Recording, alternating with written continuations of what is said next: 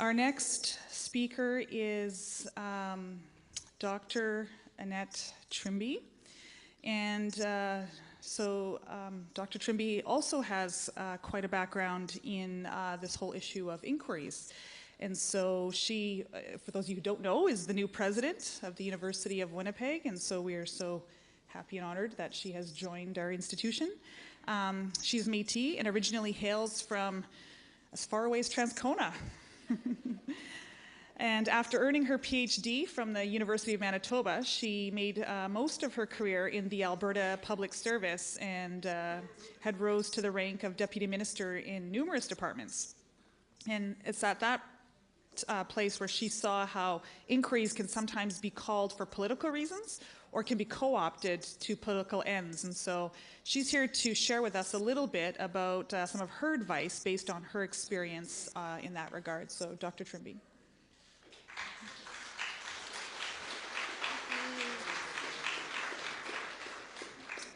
Well, good afternoon, everyone. Thank you very much for coming to the University of Winnipeg. It's a real honor for me to be here. This is a very difficult topic, and I'm used to getting to be a little more analytical than emotional, but I'm going to actually try and be a little analytical because we all have our ways of helping, and I'm hoping by the end of my talk that you think I've given you some good ideas, some food for thought on how to make an inquiry worth more. So I was asked to talk about whether an inquiry is the goal or a way of achieving the goal. And I think the reason WAB asked me to speak to that is I arrived back in Winnipeg this August, and it was a time of a very heated conversation around the need for an inquiry. And I said to WAB, why is everybody so strongly in favor of calling an inquiry? I've seen it from the other side, and I've seen it from the perspective of somebody working close with elected officials who are struggling to figure out how to call the inquiry and basically achieve something worthwhile. So I wanted to talk a little bit about a health inquiry in Alberta, and you might go, why is she up here talking about a health inquiry? We're here to talk about missing and murdered women. I will share with you that this inquiry was a very emotional topic in the province of Alberta. If you could go to the next slide. And what happened in Alberta is we had a politician who was an emergency room doctor who basically stood up in the ledge and said, we have people that are waiting a long, long time for lung surgery, and up to 250 people died waiting for lung surgery. And he talked about doctors being intimidated and doctors being paid off to be quiet. We also had a CEO of the health region that was making claims. Oh, it's right here. Okay.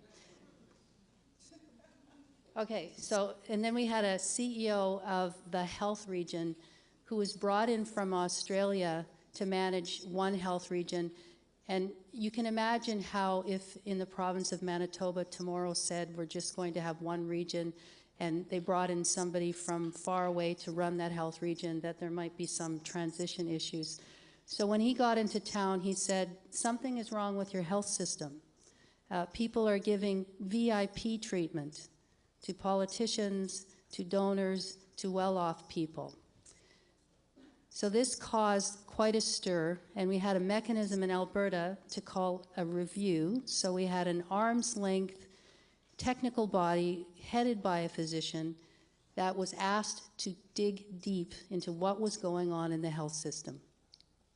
We had a premier that wasn't too popular, and his view was this review was all that was required.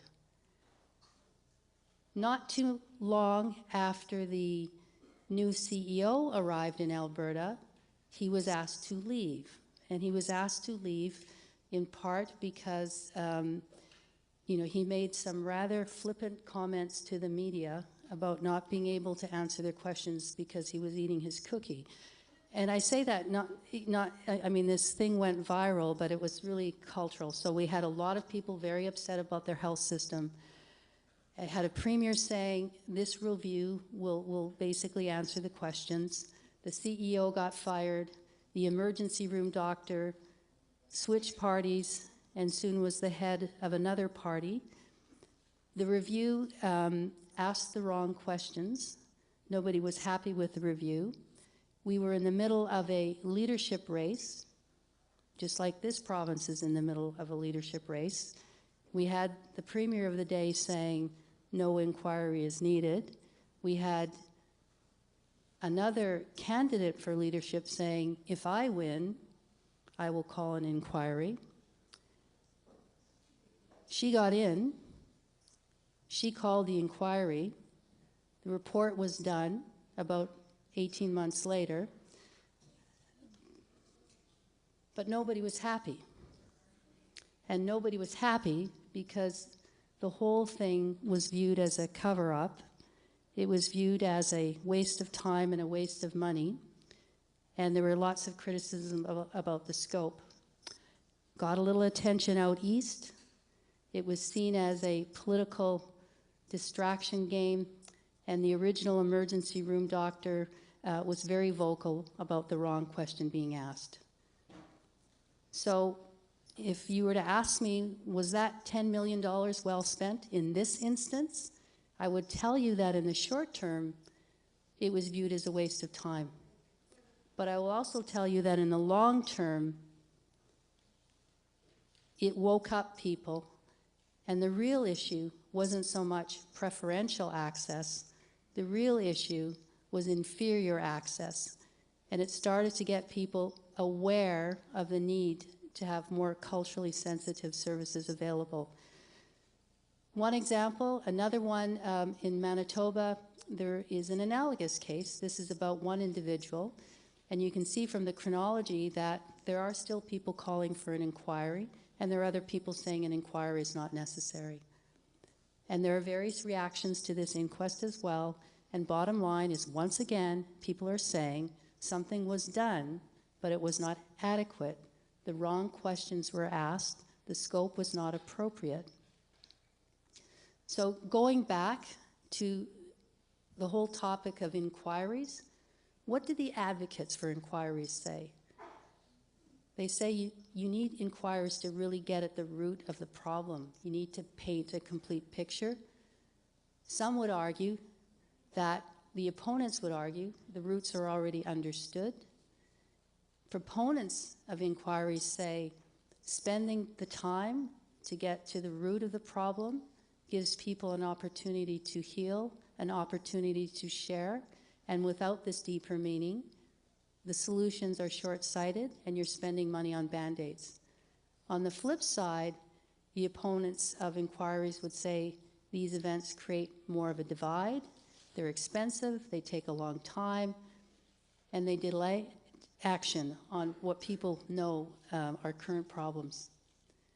So political pundits would, again, often say that if you're a government in trouble, just say yes to a judicial inquiry because it takes a long time and you can defer the problem. I'm not so cynical, and I've just put here that right now, I know that many in this room have been very involved with this issue for a long, long time, and you're having trouble understanding why somebody hasn't said today the inquiry has begun. So a couple of lessons that I learned by experiencing an inquiry in a different province on a far less sensitive issue, but I think these are lessons that are relevant here nonetheless, is what are the right questions for an inquiry? What is the right scope? What is the right scale? And I'm hoping the panel that follows me has all the answers. Because if you don't get the questions right, you won't be satisfied with the product. And too often people think we don't need to sort that out. We'll figure that out as we go. And my advice is absolutely not. You need to be crystal clear on what the right questions are right from the beginning. Secondly, I'm going to say that timing matters. And again, I don't want you to think I'm a cynical public servant. There are cycles to what government does. There was a reason the new premier in Alberta launched an inquiry right when she started. There's a reason she got it done relatively quickly. You have more room to maneuver early on in a political mandate.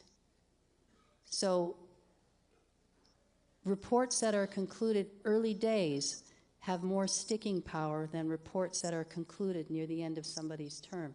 So I hope in your planning around your advocacy for an inquiry that you're thinking about the questions and you're thinking about the timing. Thirdly, you have to keep acting on the known problems while doing the inquiry. People around here are getting to know me. I talk a lot about the need to have and conversations rather than either or. It's not, do we do an inquiry or do we act? It's what do we act on now, knowing what we know today? What do we ask in an inquiry to ensure that future actions are the smartest ones? So in closing, I hope you found that useful context. I cannot begin to fathom how the family members and friends of missing and murdered women feel. And I've just, I've